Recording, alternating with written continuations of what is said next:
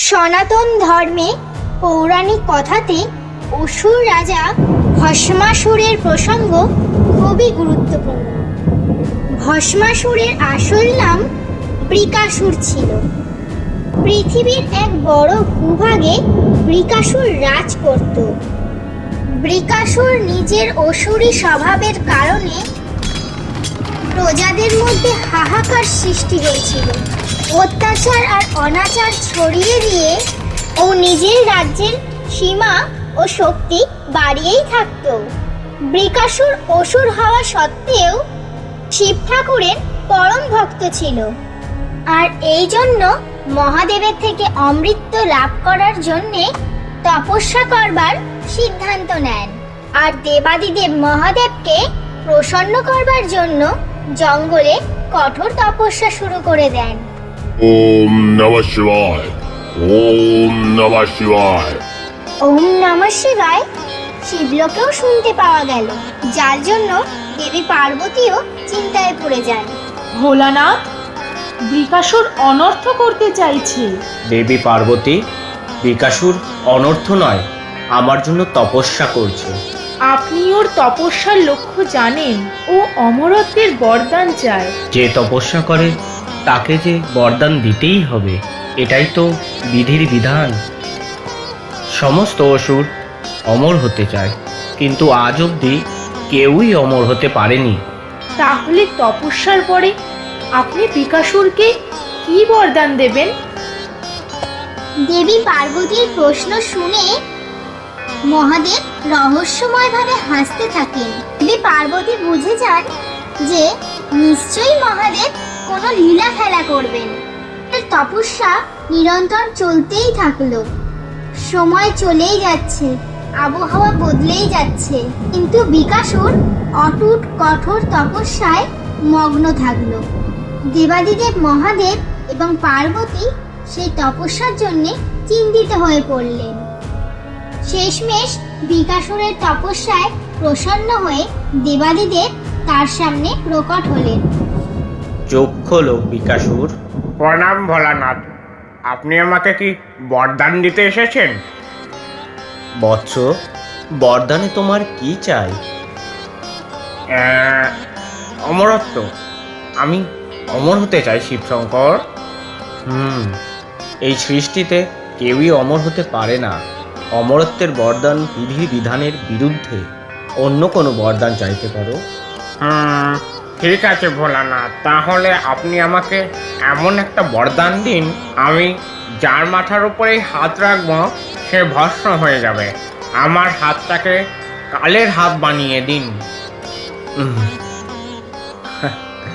যেমন তোমার ইচ্ছা বৎস, তথাস্তু। শিবজি আশীর্বাদের জন্য হাত ওঠালেন। বৃকাসুর মহাদেবের থেকে বরদান পেয়ে খুবই খুশি হলো। বৃকাসুর, তোমার হাতে ভস্ম করার শক্তি এসে গেছে, তাই আজ থেকে তোমাকে পুরো সংসার জগৎ ভস্মাসুর নামে জানবে। ভস্মাসুর ভস্ম করতে পারে এমন অসুর, ভস্মাসুর। বরদান পেতেই ভস্মাসুরের মনে স্বার্থের মনোভাব জাগল, আর ওর সামনে দাঁড়িয়ে থাকা দেবাদিদেব মহাদেবকে ভস্ম করতে আর শিবলোকে অধিকার জমাতে চাইল। আমি আপনার দেওয়া বরদানের সত্যতা যাচাই করতে চাই। যদি তোমার মনে কোনো রকম সন্দেহ থাকে, তাহলে তুমি যে কারোর মাথার উপর হাত রেখে তাকে ভস্ম করে দেখতে পারো। এই শুভ কাজে শুরুটা যে আপনার মাথার উপরে হাত রেখে করতে চাই প্রভু।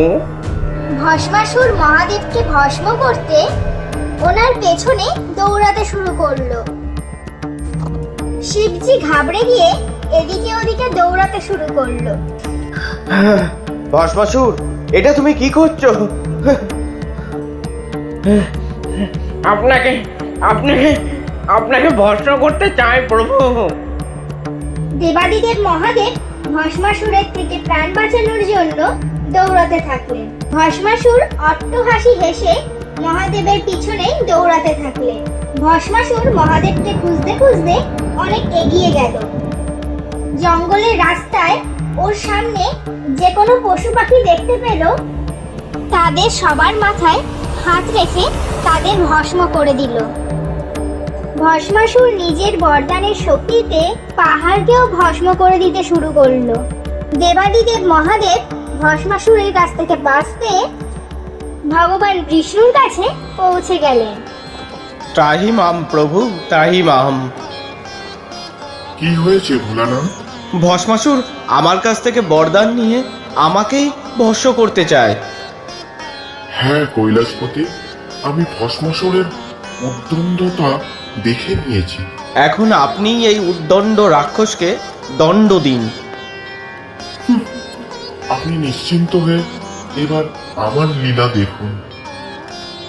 বিষ্ণুজি হেসে ওখান থেকে অদৃশ্য হয়ে গেলেন। দেবাদিদেব মহাদেবও সন্তুষ্ট হয়ে বিষ্ণুদেবের লীলা খেলা দেখতে থাকলেন। ভস্মাসুরের নিজের বরদানের শক্তিতে পুরো জঙ্গলের মধ্যে আতঙ্কের সৃষ্টি করলো আর মহাদেবকে খুঁজতে শুরু করে দেয়। কিন্তু হঠাৎই একটি মেয়ে মোহিনীর রূপে প্রকট হয়ে যায়। ভস্মাসুর ওকে দেখে আশ্চর্যচকিত হয়ে যায়।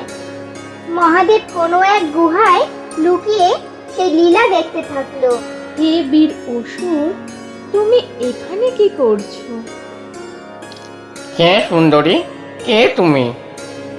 আমার নাম মোহিনী। সত্যি আমার মনকে তুমি মোহিত করে তুলেছ। আমার নাম বিকাশুর, পরন্তু ভোলানাথের বরদানের কারণে এখন আমি ভস্মাসুর নামে প্রসিদ্ধ হয়েছি। ভস্মাসুর, ভালো নাম বেশ। মোহিনী, তুমি আমাকে তোমার মোহপাশে বেঁধে নিয়েছ। আমি তোমার সাথে বিবাহ করতে চাই।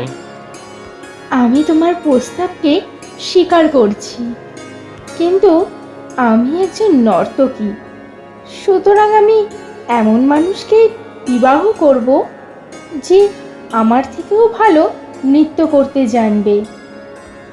হ্যাঁ, যদি তুমি আমাকে নৃত্য শিখিয়ে দাও তাহলে তো আমি তোমার বিবাহ যোগ্যা হয়ে উঠব। ঠিক আছে, আমি তোমাকে নৃত্য শিখিয়ে দেব। মোহিনী, আমি তোমার জন্য মৃত্যুর তাণ্ডবও করতে পারি। ভস্মাসুর মোহিনীর মোহতে পড়ে শিব ঠাকুরকে ভুলেই যায় আর নৃত্য শিখতে শুরু করে। দেবাদিদেব মহাদেব গুহার ভিতরে লুকিয়ে সমস্ত লীলা দেখতে থাকে। মোহিনী নৃত্য শেখাতে শুরু করে আর ভস্মাসুরও নৃত্য শিখতে শিখতে মোহিনীর মোহজালে জড়িয়ে পড়ে। মোহিনী নৃত্য করতে করতে এমনই মুদ্রার সৃষ্টি করে যে ওর হাত ওর মাথায় চলে আসে, আর ভস্মাসুরও সেই নৃত্য শিখতে শিখতে ওই মুদ্রায় নিজের হাত নিজের মাথায় রেখে দেয়। এই দেখে মোহিনী হাসতে শুরু করে। ভস্মাসুর সেই রহস্য না বুঝেই ওই মুদ্রাতেই দাঁড়িয়ে থাকে আর ওর হাত থেকে আগুন বেরিয়ে কে জ্বালাতে শুরু করে। ভস্মাসুরের শরীর আগুনে জ্বলতে থাকে।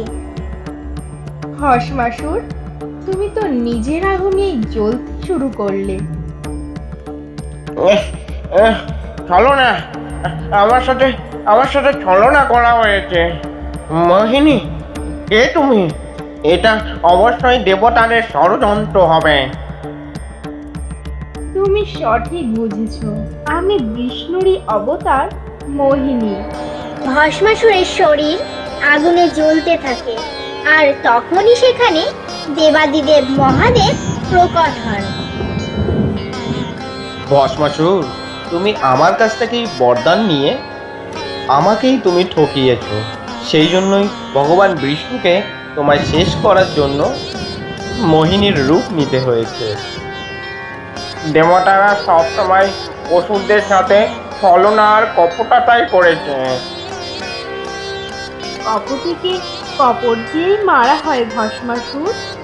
ধর্মগ্রন্থে তোমার এই কথা স্বর্ণ অক্ষরে লেখা থাকবে যে ভস্মাসুর নিজের অগ্নিতেই জ্বলে নিজেই ভস্ম হয়ে গেছিল। ভস্মাসুর জ্বলে ভস্ম হয়ে যায়। শিব ঠাকুর আর মোহিনী প্রসন্ন হয়ে যায়। আকাশ থেকে দেবতাগণ মোহিনীর উপরে পুষ্পবৃষ্টি করে।